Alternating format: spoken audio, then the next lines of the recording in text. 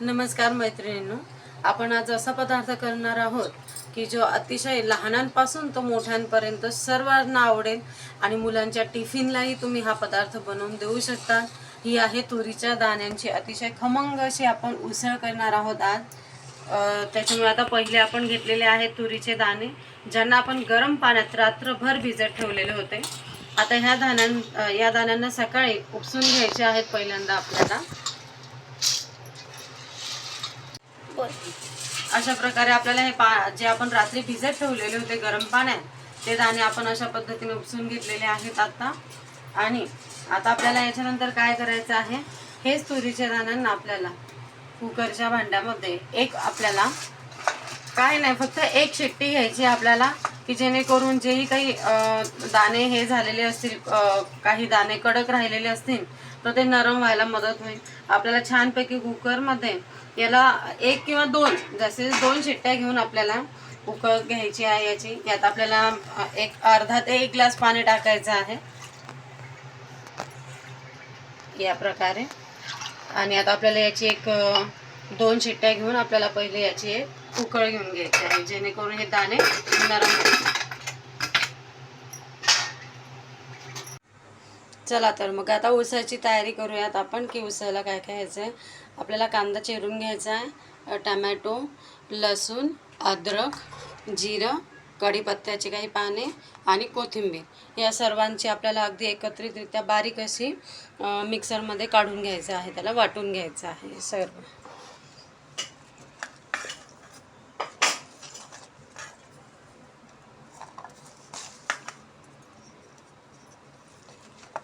कांदा टाकला मी याच्यात, ही कढीपत्त्याची पानं, व्यवस्थितरित्या एकत्र हे जिरं, हे सर्व व्यवस्थितरित्या आपल्याला मिक्सरमधून वाटून घ्यायचं आहे आणि बारीक वाटून घ्यायचं आहे। कसं आहे, काही मुलांना कांदा आवडत नाही, मग ते बाजूला आपण असंही डायरेक्टही टाकू शकतो, बारीक कांदा कापून, बारीक टमॅटो।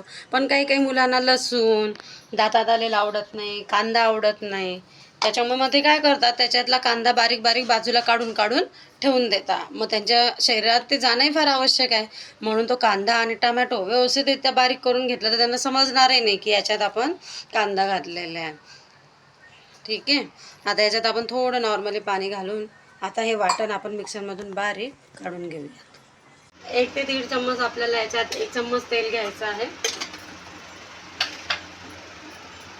आता त्यात आपण जी कांदा लसूण अद्रकची जी पेस्ट काढलेली होती ती आपल्याला पहिल्यांदा या तेलामध्ये छान लालसर अशी आपल्याला करून घ्यायची आहे।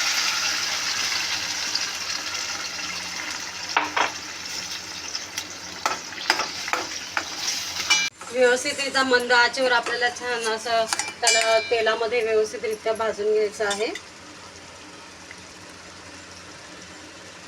त्याला थोडीशी आपल्याला उकळी येऊ द्यायची आहे।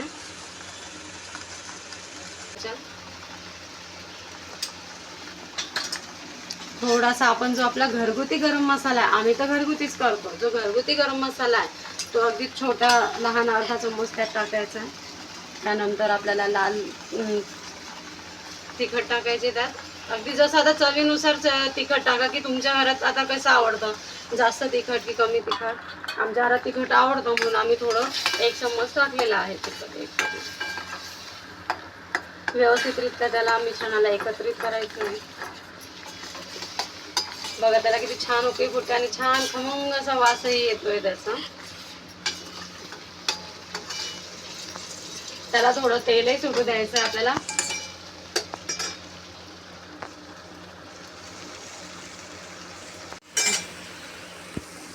हे पहा, आपण जी उकळून घेतलेली 2 शिट्ट्या घेऊन छानपैकी तुरीचे दाणे उकळून घेतलेले आहेत, पहा कसे अगदी नरम शिजून गेले।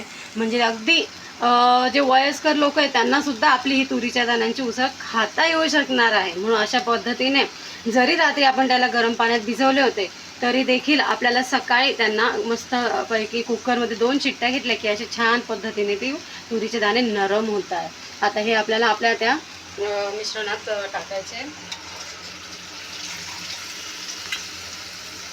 आणि त्याच्यातलं जे पाणी आपण उकळताना त्यांना जे घेतले ते पाणी प्लीज बाहेर फेकू नका, ते आपल्या त्याच्या पाण्यासहित तुरीचे दाणे टाकायचे, कारण त्याच्यामध्ये त्याचं सर्व जीवनसत्व उतरलेलं आहे। तर ते पाणी फेकलं तर आपल्या पौष्टिक तुरीच्या दाण्यांची उसळ पौष्टिक बनण्याला काही अर्थच राहणार नाही.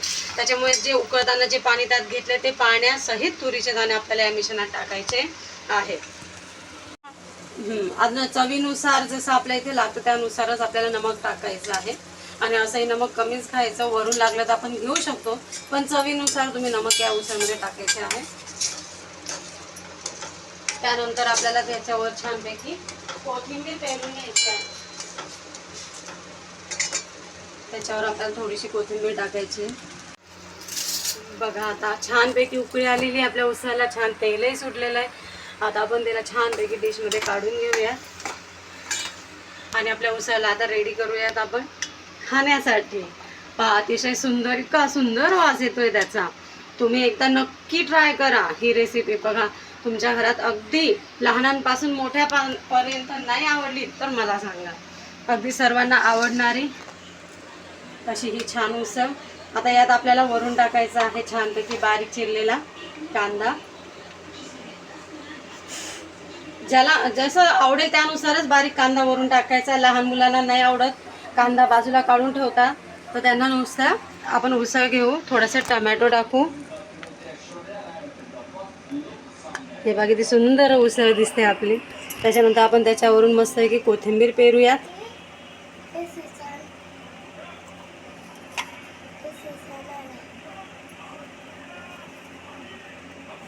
त्याच्यानंतर आपण त्याच्यामध्ये अगदी ही आहे बारीक शेव, अगदी छान पेरूयात. लहान मुलांना आवडणारी वस्तू आहे ही. अगदी तुरीच्या दाण्यांची खमंग चविष्ट पौष्टिक अशी उसळ म्हणू शकता, भेळ म्हणू शकतात. आणि हे आहेत मक्याचे पोहे. हे तळून घेतलेले आहेत मी अगोदरच, तुम्ही तळून घ्या आणि अगदी सुंदर रीतीने, म्हणजे मुलांना अगदी सुंदर अट्रॅक्टिव्ह वाटेल आणि खायला क्रिस्पी असल्यामुळे ही आपली जी डिश आहे ती मुलं अगदी आवडीने खातील. अगदी कुरकुरीत अशी आपली भेळ झालेली आहे. आणि त्याच्यावर आपल्याला लास्टला छान असा त्याच्यावर लिंबू थोडासा पिळून घ्यायचा आहे.